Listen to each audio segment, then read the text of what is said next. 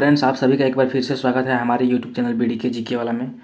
दोस्तों, आज का जो सेट है बिहार विद्युत विभाग के लिए महत्वपूर्ण होने वाला है, तो सभी क्वेश्चन को ध्यानपूर्वक देखें और चैनल पर पहली बार आए तो प्लीज़ चैनल को सब्सक्राइब करके बेल आइकन को जरूर दबा लें ताकि हमारे हर एक वीडियो की नोटिफिकेशन आप तक सबसे पहले पहुँच सके। तो चलिए स्टार्ट करते हैं। आज का पहला प्रश्न है, निम्नलिखित में से कौन से प्लांट की उत्पादन पूर्ण अवधि अधिक होती है?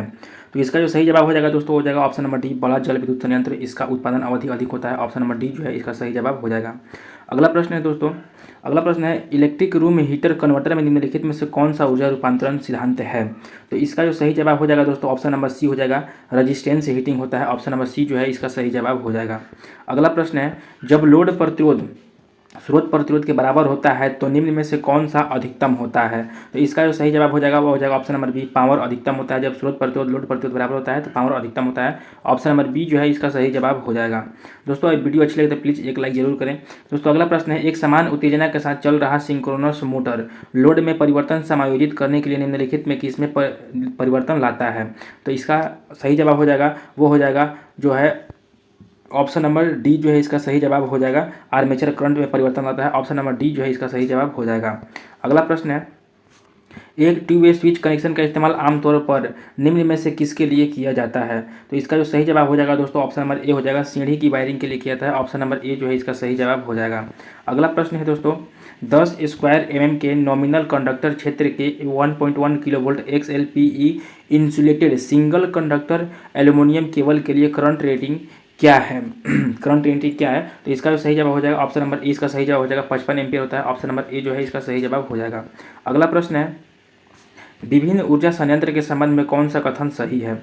तो इसका जो सही जवाब हो जाएगा दोस्तों हो जाएगा ऑप्शन नंबर डी, परमाणु ऊर्जा संयंत्र की रख रखाव लागत डीजल ऊर्जा संयंत्र से ज़्यादा है क्योंकि बेहद कुशल कर्मियों की जरूरत होती है। अगला प्रश्न है, हेलिकल कॉइल का इस्तेमाल आमतौर पर किस लिए किया जाता है? तो हेलिकल कॉइल का उपयोग है जो दोस्तों वो किया जाता है आपको बड़े ट्रांसफार्मर में लो वोल्टेज वाइंडिंग के लिए किया जाता है। तो ऑप्शन नंबर बी जो है इसका सही जवाब हो जाएगा, बड़े ट्रांसफार्मर में लो वोल्टेज वाइंडिंग के लिए किया जाता है।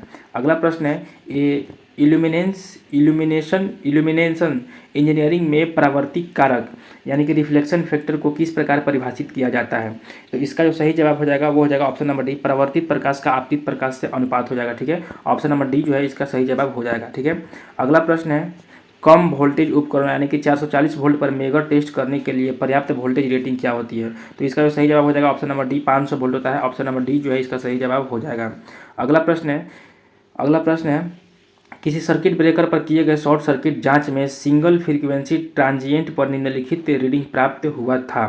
पीक स्ट्रिक्साइनिंग वोल्टेज तक पहुंचने का समय 50 माइक्रोसेकंड है। Peak restriking voltage 125 kilo volt है। औसत आर भी कितना है? इसका जो सही जवाब हो जाएगा दोस्तों वो हो जाएगा जो ऑप्शन नंबर बी जो है इसका सही जवाब हो जाएगा। ऑप्शन नंबर बी इसका सही जवाब हो जाएगा, 2.5 किलो वोल्ट प्रति माइक्रो सेकेंड। ठीक है, अगला प्रश्न है, वह वायरिंग सिस्टम कौन सा है जो बिजली के झटके से मुक्त होता है? तो इसका जो सही जवाब हो जाएगा वो हो जाएगा ऑप्शन नंबर बी, केसिंग और कैपिंग वायरिंग होता है जो बिजली के झटके से मुक्त होता है। ऑप्शन नंबर बी जो है इसका सही जवाब हो जाएगा।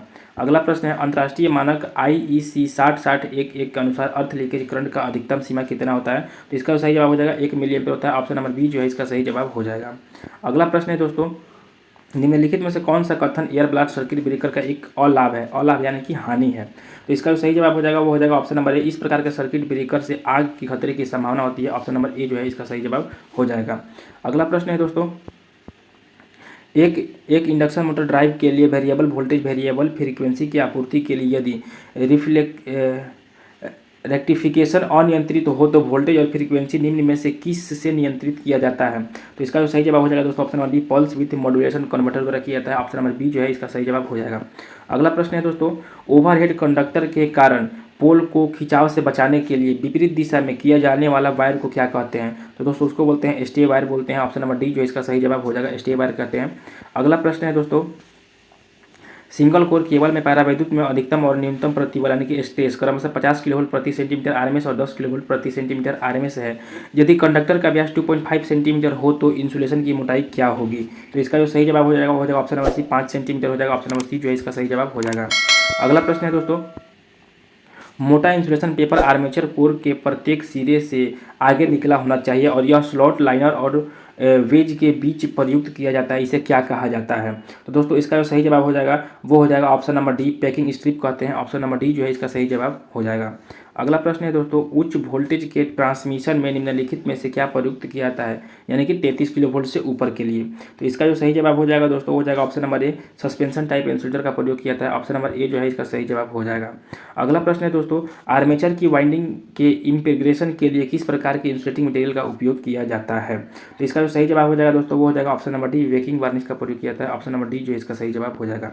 अगला प्रश्न है, इल्यूमिनेंस या प्रदीपन की इकाई क्या होती है? इल्यूमिनेंस या प्रदीपन की जो इकाई होती है लक्स होती है। ऑप्शन नंबर ए जो है इसका सही जवाब हो जाएगा लक्स।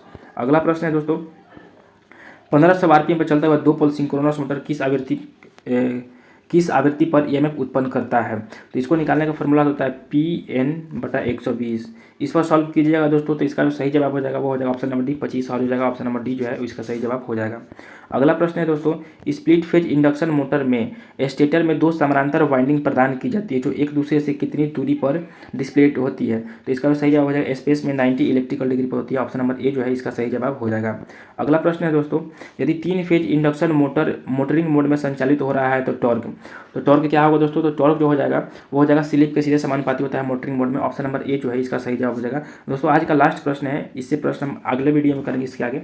अगला प्रश्न है, किसी 132 किलो वोल्ट सिस्टम फेज की ग्राउंड कैपेसिटेंस 0.015 माइक्रोफैराड है और इंडक्टेंस 6 हेनरी है। वोल्टेज सर्ज हटाने के लिए सर्किट ब्रेकर कनेक्टर के साथ लगाए जाने वाले प्रतिरोध का मान क्या होगा? तो इसका जो सही जवाब हो जाएगा दोस्तों वो हो जाएगा option number D 10 kilo ohm हो जाएगा। 10 kilo ohm option number D जो है इसका सही जवाब हो जाएगा। दोस्तों वीडियो अच्छी लगी तो प्लीज़ एक लाइक जरूर करें और चैनल पर पहली बार आए तो चैनल को सब्सक्राइब करके बेल आइकन को जरूर दबा लें। बाकी तब तक के लिए धन्यवाद।